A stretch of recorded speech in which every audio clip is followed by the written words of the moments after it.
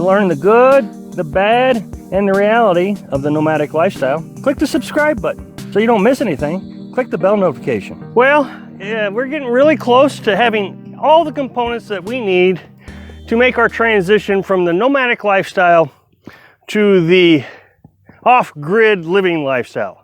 As you know, we bought a piece of property recently, and we're going to spend the next couple of years building a tiny house. And so, of course, trying to get all this together, you know, buy the property, and then we had to buy a well pump, and now we're just kind of waiting for it to warm up a little bit. Today's actually a pretty nice day. It's supposed to get up in the 40s. The sun's kind of peeking in and out, which is a really good day to talk about solar panels. We're going to pick up some supplies, some plumbing supplies for the well, and then we're going to get the materials that we need to build the base for our camper, because remember, we're going to take our camper off our truck and we're going to put it on the ground. We're going to live in it while we're building the tiny house. Our floor to our camper is the truck, so I got to basically build a truck bed. It's not going to be hard. We're going to use 2x2s. It'll be pretty simple. So I figure it's going to cost us $400 for the plumbing materials and the supplies for the camper.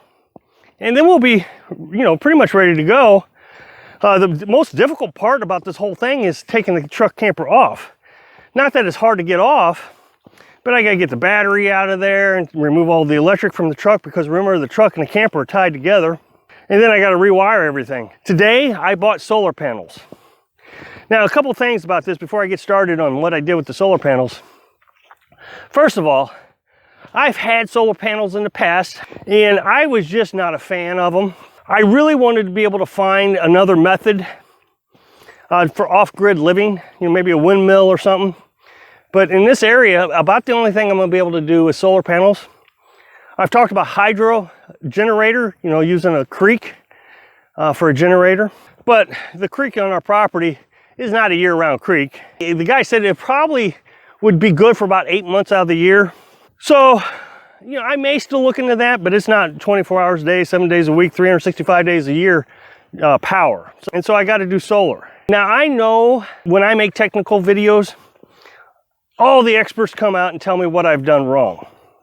And I've come to a conclusion on this. My videos are going to have to become more technical. Prior to this, I always talked about the good, the bad, and the reality of the nomadic lifestyle. But we're not doing that anymore. We're doing off-grid living. And I don't suspect there's going to be a lot of bad and reality of off-grid living. Once I get it all set up, it's just going to be living. It's on a piece of property. I should be able to go in the house and flip on a light switch, and it turns on. So that means I'm going to have to talk about the technical things, like solar panels. And there are going to be so many people, because every time I talk about technical things, tell me how crazy I am. You need to do it this way. I know when I've made 3 videos about the electrical system in my truck camper, and it has served us for 2 years nonstop, flawlessly. One time the battery charger malfunctioned, and it produced a little bit of off-gassing from the battery. But, you know, that was my fault. The battery charger just went bad. The battery itself is a lead-acid battery. Oh, you can't do lead-acid battery. You got to have a lithium phosphate battery. $900. Well, I just disagree. I don't think you need to spend millions of dollars to live cheaply. And that's what I'm going to do. I've done it before, and I'll do it again, and I will make it work. Now, when we talk about solar panels, I can tell you there's just so much to have to think about. Oh my goodness, you're just going to have to think about everything. You got to get solar panels. You got to know watts and amps and volts. You got to know batteries. You got to know what kind of battery you're going to get. Lithium phosphate, deep cell, AMG, I don't know. Oh, I got to get a charge controller. What a charge controller? 30 amps. What is a 30 amp charge controller? How do I know I don't have 30 amps? How do I know I don't have more than 30 amps? Got to get an inverter. What is an inverter? Why do I need an inverter? Inverter does what? But I got to have one. So yes, it can get very confusing very quickly. And it takes a lot of research. To kind of break it down real quick, if you buy a solar panel kit, and I know of one right now, it's like $181. It has one solar panel, 100 watt, 12 volt solar panel. It comes with the charge controller. It comes with some wire. And all the reviews say that you just basically set it up according to the instructions. And I think that would be a good learning tool on what you're going to need for solar. And that one is coming from Wind Nation, and you can find it at Home Depot. And so that would probably be a good starting point. Once you understand your power needs after you hook it in, you realize, oh, okay, I got to get an inverter, I got to have a battery. But all that is in the instructions. If you're going to get a battery, I would suggest that you just go to Walmart and get yourself a cheap $90 deep cell battery. Because if you burn it up, you've only wasted $80 and not $900. So start out real simple, real basic. But don't try to confuse yourself with all this complicated mess at first. I'm going to tell you what I did today. I bought a 12-volt system. And the reason I decided to go 12 volts is because it's currently what I have. My truck is 12 volts. And so my truck can charge my system right now. And so that's what I have. So all my appliances, my DC electrical appliances, my inverter, everything is 12 volts. So it makes sense to continue to do that and just transition from that. Now, the biggest advantage to having a 24 volt system is you don't need a lot of thick gauge wire to run from your solar panels to your batteries. The more amps you're trying to draw, the thicker the wire you need. The simple calculation is volts times amps equals watts. So if you need 120 watts and you're trying to do it from a 12 volt system, you're going to need 10 amps. 12 times 10 is 120 watts. Whereas you do it with 24, you need 5 amps. 5 amps can go through a smaller wire than 10 amps. So that's the reason, the biggest reason why you would do 24 volts is because you just need less wire. So like I said, I was going to go buy the kit so it had everything in it, and then I was just going to add 2 extra panels to it.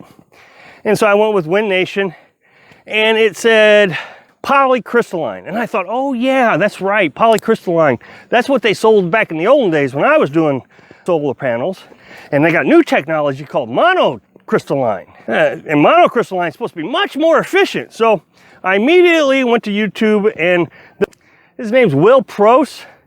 And so I went over to his channel because I knew he did a video on monocrystalline and polycrystalline. He bought 4 panels, 2 from 2 different companies that were polycrystalline, the old ones.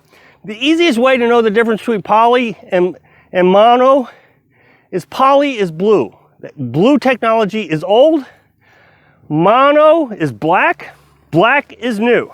And so he did a test on 2 different blue panels, the old technology, and from different companies, and 2 for monocrystalline, the black, the new technology from 2 different companies. And consistently, kind of on a cloudy day like this, consistently, the old technology produced 10 more watts than the new technology. And he was shocked. I was shocked too, because I mean, they really advertised this black panel as being the really good stuff. And so I immediately started thinking about, okay, what do I want to do here? Well, he said the panel that he liked the most was the cheapest on this test. And it was Rich Solar. And so I looked up Rich Solar. And Rich Solar was actually cheaper than the Wind Nation. It was $75 a panel. Now here's the deal. If you go with the most famous, high quality, high brand Renogy, the 100 watt panel is 120 bucks. HQST is $85, but it's the old technology. And Wind Nation was $82. So Rich Solar was $75. And so I immediately went ahead and bought it. Now, here's the thing. I wanted to get 3 panels, 300 watts. That's what I was been planning on doing.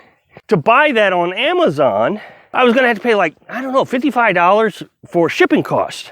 I'm like, man, that's like the cost of a whole new panel. And so I started shopping around a little bit more, and there was another selection. I could either buy 1 panel or quantity of 3, or they had this package deal where I could buy 4 panels, 400 watt panels, free shipping. I should be able to power everything I have for about 2.5 to 3 days before I need to start the generator. So this is a good starting point. And eventually, once I get the house built or start to build, I will add to it, to the solar panels. Thanks for watching. Quick like if you like the video, and happy travels.